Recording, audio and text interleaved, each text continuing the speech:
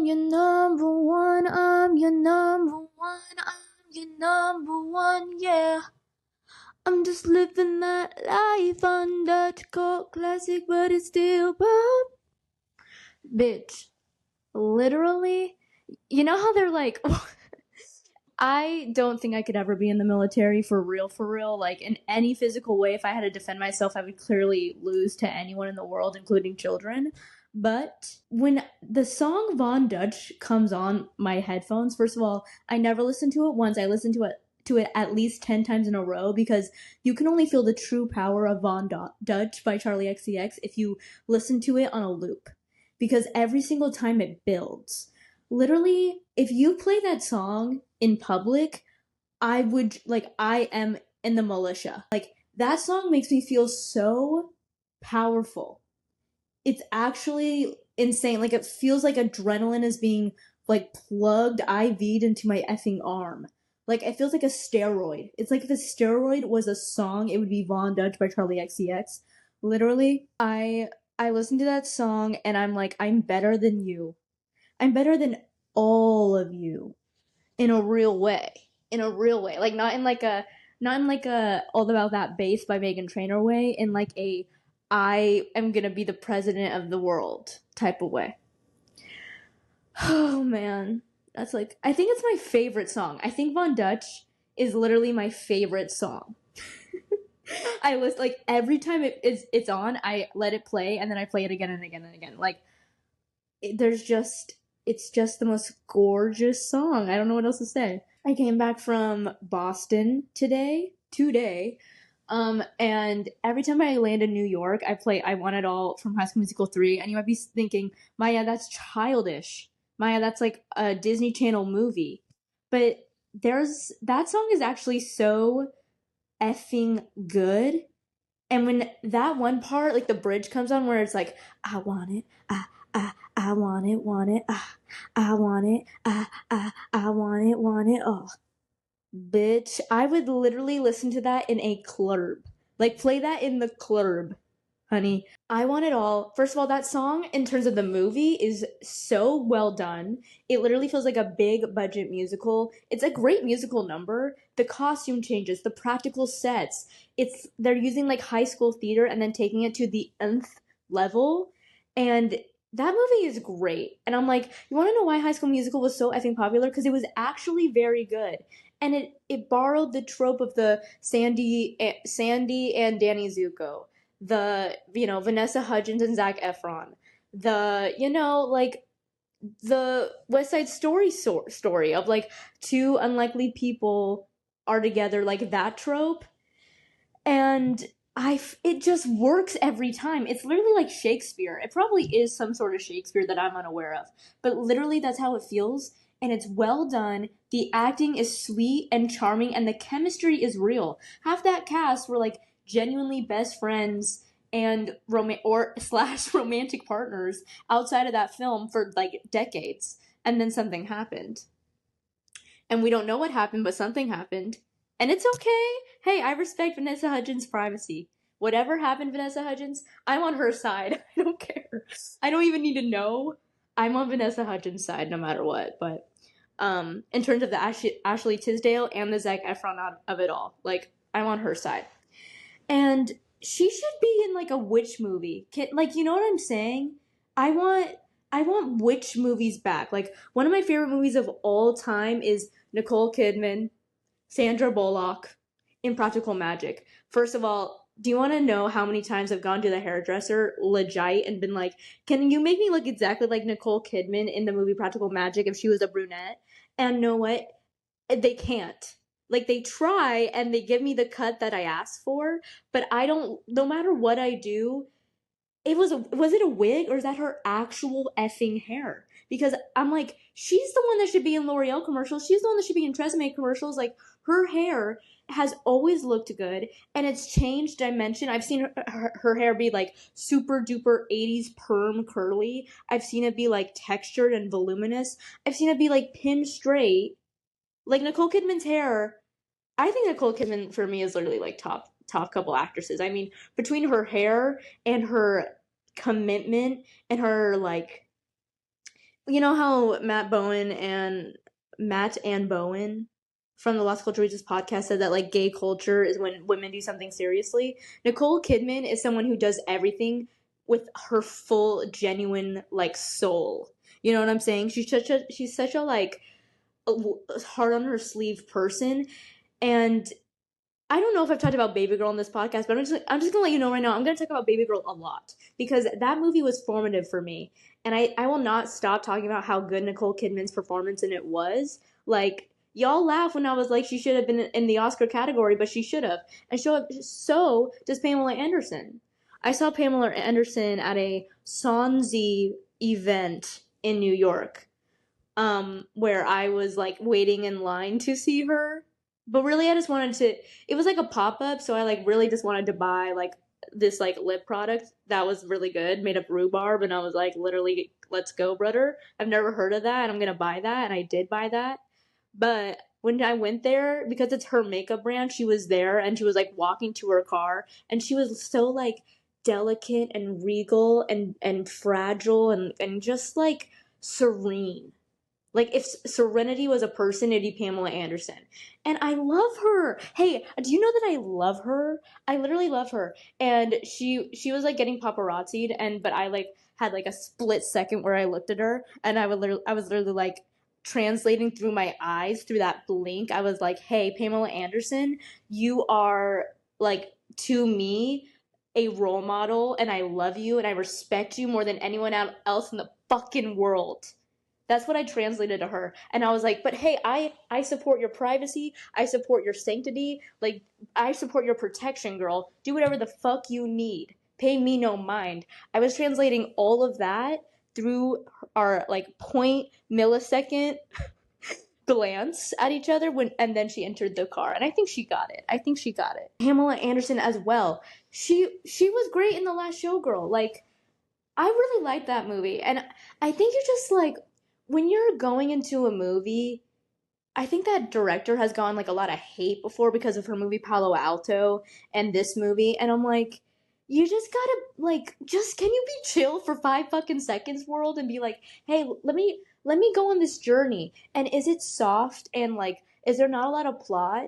No, there's not. But you know what? It's nice. It's nice to see a beautiful movie with a sweet message about like realized characters that aren't doing anything too crazy, girl. Like, The Last Showgirl is about grief, honey. It's about grief. Ever heard of it? And Pamela Anderson directs the fuck, or not directs, acts the fuck out of her role. And so does Dave Bautista. And so does Billy Lord. And so does fucking, hey, London Tipton's in that movie. And she's absolutely gorgina. I have to say, like, I was lucky enough to grow up with some really quality Disney Channel shit, and I more so grew up with my older sister's generation of Disney Channel because like they had the remote, so I was like watching that when I was like extremely young, like too young to understand what's going on type of vibe. Sweet Life, I primarily watched Sweet Life on Deck because that's what was on when I was a kid, and London Tipton I think is one of the best Disney Channel characters of all time. I'm not even kidding. It's not even a main character. She did so much with that character, and she was exactly what she needed to be as that character. And by the way, is anyone going to talk about Wendy Wu? Like, literally, are we going to talk about Wendy Wu, you guys? Brenda Song in that movie is so good, and she always looks good. She's the most gorgeous person I've ever seen, and literally, it's actually frightening how much she has not aged. Like, if she could play a teenager now, and I'm not being like polite, I'm being so fucking for real. You could throw her in there with like I don't even know Jenna or so she's in her early 20s. She was like a genuine teenager in Hollywood. Throw her in there with like the Percy Jackson cast. I swear to God, I wouldn't know. Like she looks like she's like 18 fucking years old, and she has 2 kids and is married to the kid from Home Alone. He's an adult now, Macaulay Culkin. Who do you guys remember that video he did with Kim Kardashian where he was like a drug addict Santa Claus? I don't even understand.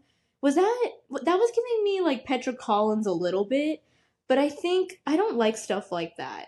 Stuff like that I respect it. It's just not for moi. It's just like when you're just trying to make people feel uncomfortable, or the only goal is to like be bizarre and be like a spectacle, it's like, well, honey, I don't think that's that hard. Like I think it's very easy to be a spectacle. Like if you like streak across stage on the news, that's a spectacle. But like anyone can do that at any time. But what's the meaning behind the art? And for me, I'm like, I don't think there's any meaning to this. I think you're just trying to like freak out the viewer. People were trying to find meaning in it, and maybe I'm ignorant. Maybe I just like, maybe that's on me that I don't understand the meaning of that video. But I don't know. I'm just like, for the Santa baby concept, like, I don't know, like, do a little more than just like make an Eric Andre sketch as a music video. You know what I'm saying? But whatever. If it was funny, it would be different. If it was just like a little funny, I would have been like, oh, it's great. It's like absurdist humor. It's great. But no, it wasn't funny. I think it was just meant to be bizarre. And I'm like, okay, but what else? You know what I'm saying? That video of her literally crying because of the bar exam, I don't think that. Here's what I'm gonna say. I don't support billionaires at all, and actually truly sickens me that there are billionaires in this world with the amount of like severity of the money hoarding and the lack of like giving back to the world is so selfish and narcissistic, and genuinely like makes me feel sick to my stomach. Like it makes me want to throw up the level of like disdain I have for billionaires. And I'm talking about every fucking one. I'm talking about Selena Gomez. I'm talking about Taylor Swift. I'm talking about Oprah. I'm talking about Beyonce. I think it's gross that they are billionaires. You can stay in the millionaire range and that should be the height of it. But the second you get into like you're making millions and millions of dollars, girl, I don't care. Like, fucking do something for education in this country. Do something like fucking important that we clearly need help. Like, we're on fire and we're in fascism currently right now. Like, you don't want to use your money hoarding to give back to the rest of us civilians. Like, it's disgusting. Literally disgusting. And Kim Kardashian is a billionaire, and I think that for the amount of like fortune she has, do I think she deserves it? Who knows? It's luck. Like so much of life is luck, and I'm just like she does great with the tools she's done great with the tools she has. So like good for her, but also the billionaire thing, which I'm just like, okay, in my book you're literally going to hell. Like in terms of morals, you are bad witch. Like versus good witch, you're bad witch, bitch. And I don't even believe in good and bad, and you're bad. Like period, end of sentence from me. But I think her failing the bar exam and her putting it on the internet and looking for sympathy, I'm like, I get what she was trying to do. She's trying to be relatable. She's trying to share like a true moment of like a bad moment in her life. Like everyone's always like, oh, social media is just the good moments. And she's trying to show a bad moment in her life. Like I understand that she's just trying to be genuine.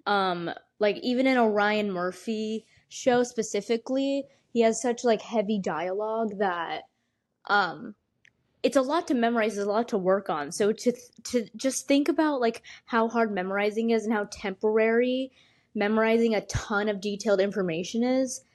It's like, yeah, girl, you can't memorize a Ryan Murphy script and do law school at the same time. That's too much memorizing for your brain to handle, for the average human person's brain to handle. So you need to make a decision that you're like, you need to make a fucking commitment to one or the other. Like, no one's forcing you to become a lawyer, just the same way no one's forcing you to become an actress. You're trying to do both, and it's like, well, obviously, the one that doesn't require immediate attention, which like girl, you're on a schedule when you're an actress, like you need to know those words in the moment, girl.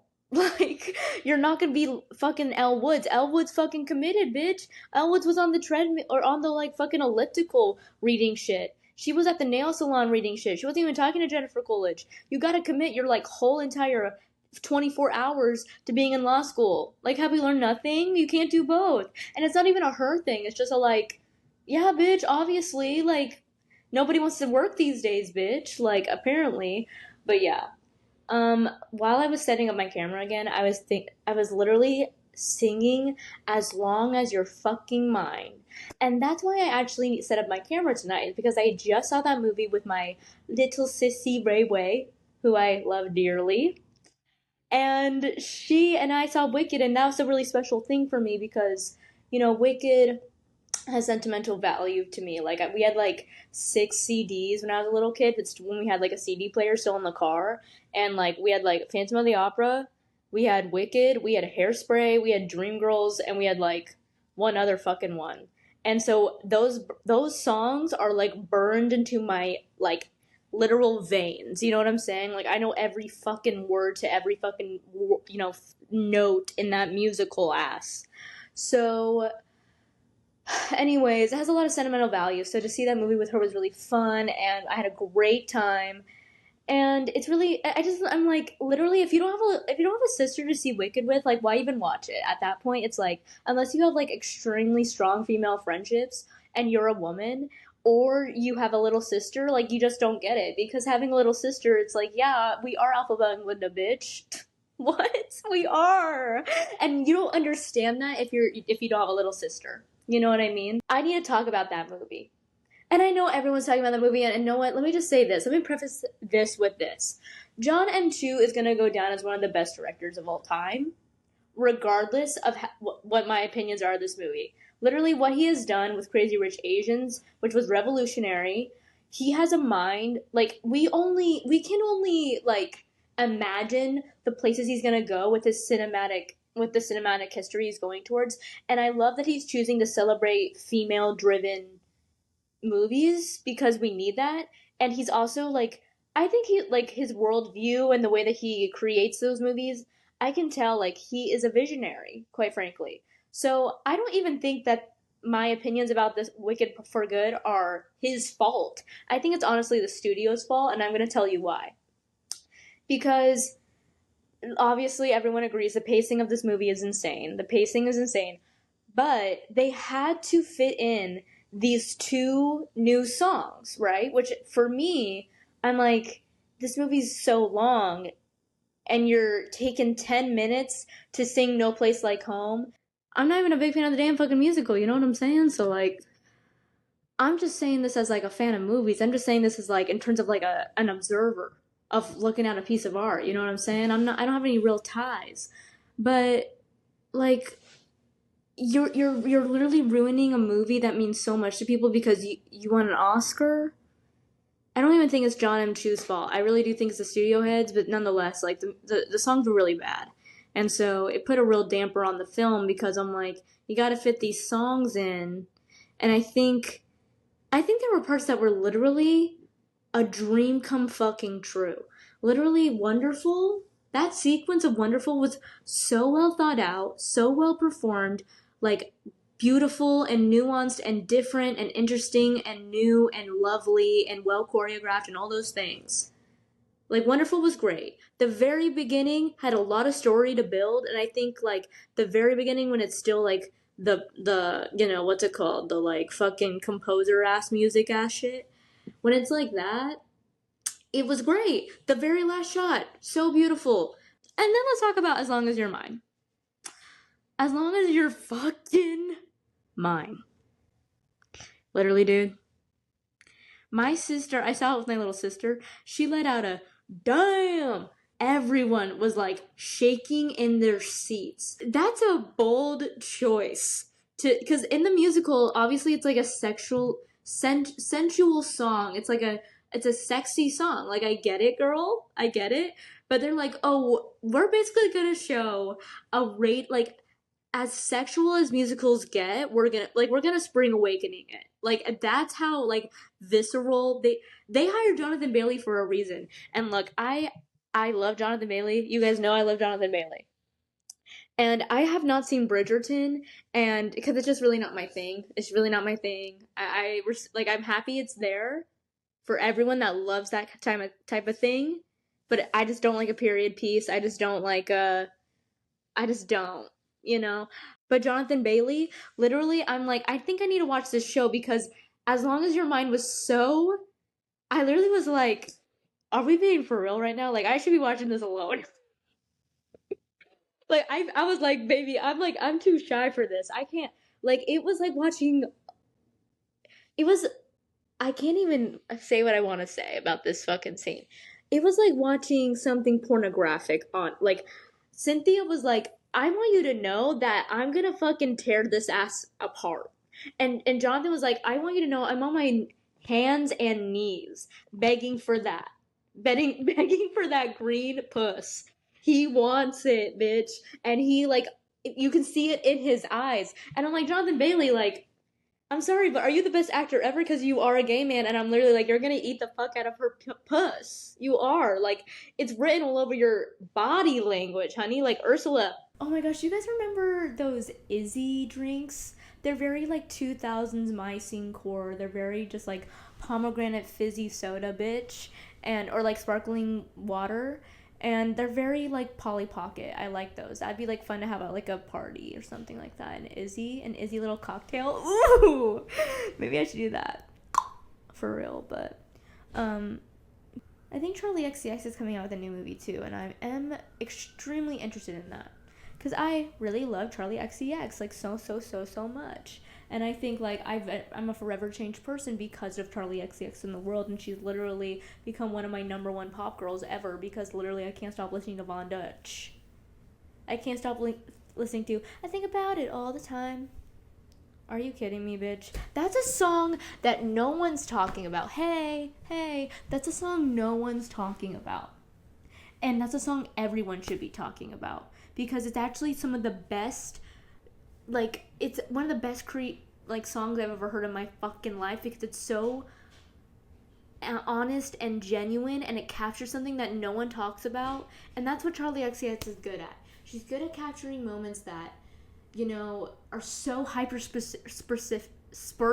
Oh my god, Maya, are so hyper specific that we've all been through them, but we haven't even talked about them because they've been like we've just not observed that moment in the world. But to write a song like Yuck is on repeat on my playlist, baby. Like, to write a song like Von Dutch, which we've already talked about, to write a song about, like, I Think About It All the Time. Like, she's talking about real shit. And I'm always going to be on her side. I really don't really care. Like, I just don't care about any drama because no matter what happens with anything ever, you know I'm going to be on Charli XCX's side. You know I am. Just like Miley Cyrus. Whatever happens, I'm on Miley's side. I really don't care if you dated her and that if you're like an actor that's like seems fine. I'm gonna take Miley Cyrus's side. I'm gonna take Charli XCX's side. Sorry, Taylor, but like Charli wins for me. Like it's not even a comp. It's not even a competition. But what I'm not about to do is fucking share what my true thoughts are about Taylor Swift on the same fucking pockets that I'm talking about such controversial things like Julia Fox, which I'm really upset that she did her effing Halloween costume. I think that was really insensitive and really out of touch and really honestly disgusting. I thought it was disgusting, honestly. And that makes me really sad because I like her. And now I'm like, maybe I don't like you. If she had apologized, but she's like, it's art. I'm like, yes, I'm sure that the actual fabric and the design and how it's perfectly tailored to you, it's artistic, I agree, but it doesn't mean that it's not completely insensitive. And if someone did that about your family member on literally something so fucking traumatic, honestly, the most traumatic thing that could ever happen to anyone. Your literal love of your life, significant other, person in power that people rely on, literally getting assassinated sitting right next to you, like, that's fucking awful. It's not funny, it's just, like, actually crazy. And it's so few people have had that experience. It's like, and she did. And so to, like, act like it's a funny-ass costume is in poor taste. You know what I'm saying? I just don't think that that's chill. You know? And I don't even have very strong thoughts on the afterlife. I just know, like, trauma is real, bitch, and that was a traumatic moment, and I don't think you should be doing Halloween costumes of any type of traumatic moment. For anyone. You know what I mean? But this year I was Lola Bunny for Halloween, and I really liked it. It was fun. Everyone knew who I was. It was easy. But I don't know. Halloween's one of the hardest things ever. Halloween's literally the hardest thing ever in the world, and it's like as a man, I literally don't even want to think about it because I don't really care at all. But as a woman, it's like do I go ultra sexy and be the sexiest fucking person alive? Or do I go super, like, funny? Do I go funny and, like, cover up and be modest and be funny and be, like, the personality class clown of the evening, you know what I'm saying? Or do I try and find a balance, which is where I'm at in life. I'm not necessarily going to wear a bikini out there, but I don't want to wear, like, a cloak. I don't want to be, like, you know what I'm saying? So I feel like Lola Bunny's a happy medium of, like, I'm wearing some, like, fingertip length shorts, you know what I'm saying? I'm wearing, like, a little like muscle tank that's cropped. I think that's good. I think that's a little skin, get a little shoulder, you get a little knee, a little ankle. You know what I'm saying? Like, I'm showing the goods a little bit, but I'm keeping the goodies covered. You know what I'm saying? That's good for moi. But I honestly, Wendy Williams, which I can't even. Wendy Williams is an entire other episode because she's one of the, like, most influential people in my entire life, including my personal, like, the people I personally know. Wendy Williams has had such an effect in my life that she's like a family member. I'm not even fucking kidding.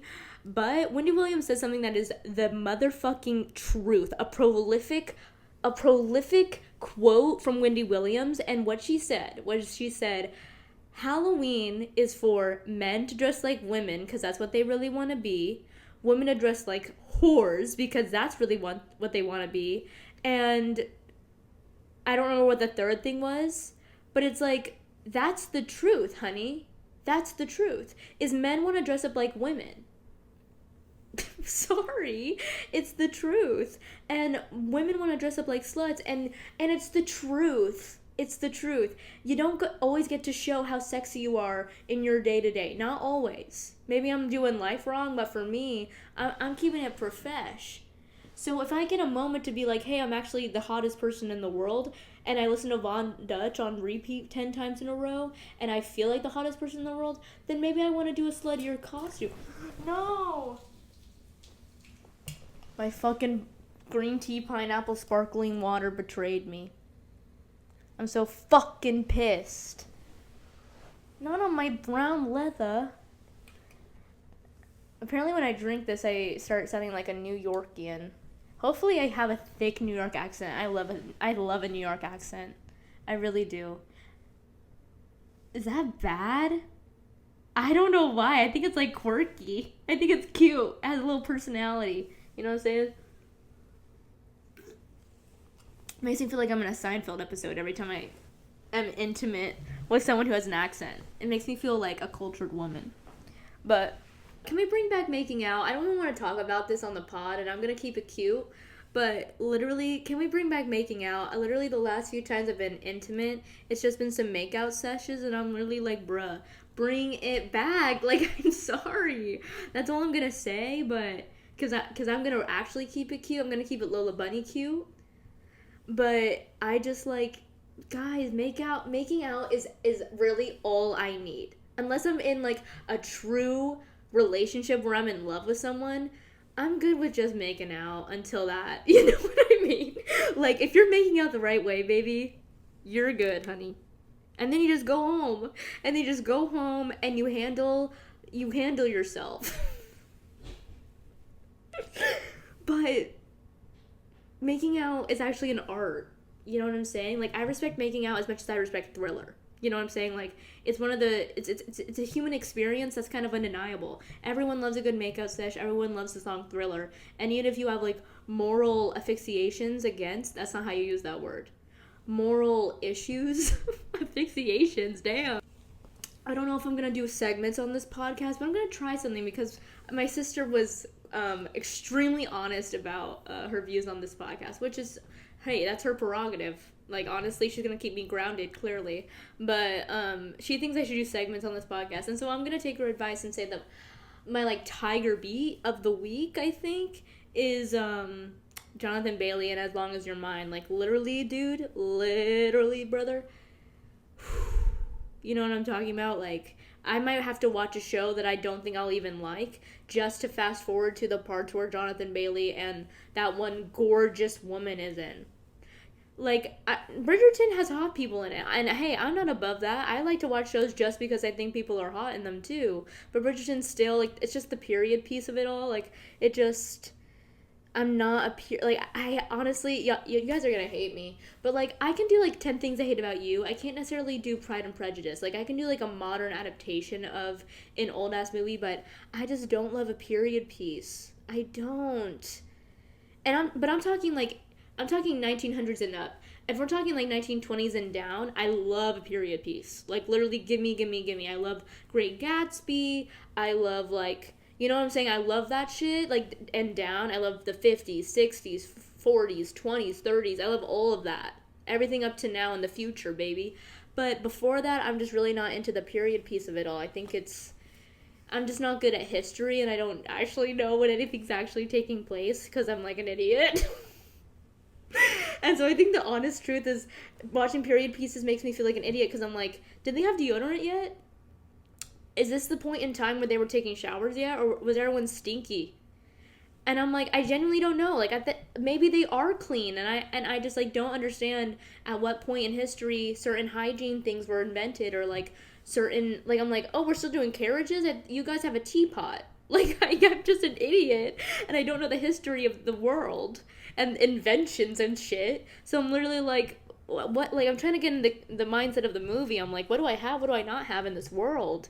And it's hard for me to keep track. But 1920s, I have a good grasp at that point of what is like the modern technology of the time, and like the fads and the music and the culture and the vibe of that time period. And I feel pretty solid about the last 100 years of history. But the past year 50, like, dude, I'm literally out of touch. I'm like, is this the caveman days, or we're watching The Croods? Which, by the way, great movie. The Croods with Emma Stone was such a good movie. I love the concept. We should be doing more cavemen movies. You know what I'm saying? Like, oh my gosh, dude. Another period piece that, once again, I might just have to watch just because the main character's so hot. Jacob Elordi in Frankenstein. We all know he's hot. And I'm talking as the monster. We all know he's hot. Like, I'm done. I'm done playing games. Like, he's hot, and it is what it is. But I also really genuinely love this story of Frankenstein, and I think, like, it's still, it's just so timeless and so prevalent, and that's like my favorite type of story. Something like Cabaret, something like Frankenstein, that's just like, no matter how many times you watch it, it's like, it's prolific. I love prolific shit. And Frankenstein's prolific, bitch. And it was like a female author that like genuinely created some of the most like timeless, honest to the human experience, observant, nuanced crap. And it's like, you're a genius. It's a piece of genius. I love it. And so for that movie, I'm like, it's a period piece, which is, you're losing me. But then there's Oscar Isaac and literally Jacob Elordi. You're gaining me back.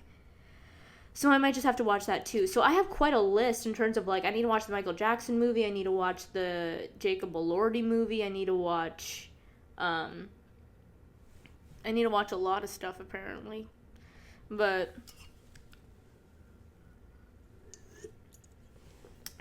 yeah, Wicked was Wicked was fine. Oh, and I'm gonna talk about one more movie because apparently I'm a cinephile. Um, but that movie is called, oh my gosh, what's it called? The Hand That Rocks the Cradle. Such a good movie. The only time I've ever been compared to a celebrity in my life was I was teaching swim lessons when I was a teenager to these little girls, and I was like in the pool with them because they were old enough that they like could actually like do the normal swimming techniques, and they were like learning how to do like freestyle and butterfly, and I was like a swimmer for a while. Bitch. The girls in the pool told me that I looked like the girl from Scott Pilgrim, like the girl with the purple hair, the main girl that Michael Cera is like fighting for. So they told me I look like her, and I was like, really? Like, okay, like she's beautiful, like, yeah. That's the only time. And I was like, oh my gosh, literally, you couldn't have told me better information. Like, that's so complimentary. And that's why I love children. It's because children will tell you if you're ugly to your face, but children will also tell you if you're pretty. And so if a child is like, hey ma'am, you're really pretty, I'm literally like, I don't need any other validation from anyone else. Like, you can't tell me anything. If a child genuinely compliments you, like, bitch, it's the fucking truth. It's the universal truth. If you're pretty, bitch. So sorry. Y'all can't tell me nothing. Y'all can't tell me nothing because I'm literally pretty, according to children. And I look like that one girl from Scott Pilgrim. And in this movie, The Hand That Rocks the Cradle, she's in that movie. And it was a good twist in it. I love, like, psychopathic women who, like, you actually relate to and understand. And you're like, yeah, I totally do the same exact thing and kill those people if I had gone through what you've gone through. So I totally get it. But you know what's so fun is having long ass hair and it's always gonna be a knot in it no matter what. But I literally this weekend, when I was with my sister, I curled my hair and used like an entire can of hairspray, and by like literally half an hour later it was completely straight. I'm like, sorry that these lovely locks just will not curl, and no matter what I do, it's just gonna be straight every time. And like, hey, there's nothing wrong with straight brown hair, like I'll take it, you know. But I do talk about dyeing my hair literally every single day since the age of like 8 years old. I'm like, I'm gonna dye my hair. I need to dye my hair for my sanity. Like, I'm going crazy in here. I need to dye my fucking hair and change my entire personality. And I've never dyed my hair one time. I barely ever cut it.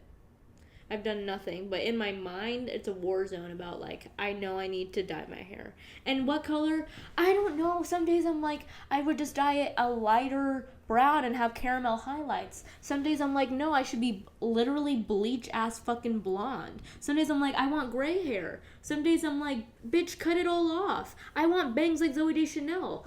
Like, literally, I want a cunty ass bob, and then I check in with reality, and I'm like, Maya, you can't pull off a cunty ass bob. Like, there's a reason that I always come home, which is like keep my hair the way that it is out of my head, which is because I'm like, Maya, you think you want these things, but you're actually like not gonna pull that off. So like, you need to like take cover and just lean into what you're good at, which is just, you know, growing the hair out of your head that comes out of it. But one of these days when I have enough moolah and I have enough bravery, you know, and enough, you know, oomph in me, I'll go dye my hair. And then I'm sure everyone will have an opinion about it. But just like the kid thing, as long as one kid, I'm going to ask a child, I'm going to ask a literal child, what do you think of my hair? And they're going to be like, ma'am, I don't know you, but I think you look good. And I'm gonna be like, yeah, I know. Thank you. And then y'all, everyone else that ever talks to me ever can't tell me anything. But, you know, that's just the truth. But I guess I'm gonna go now. So I have to clean up this green tea pineapple sparkling water bitch ass can that tipped over. But love you lots. Bye.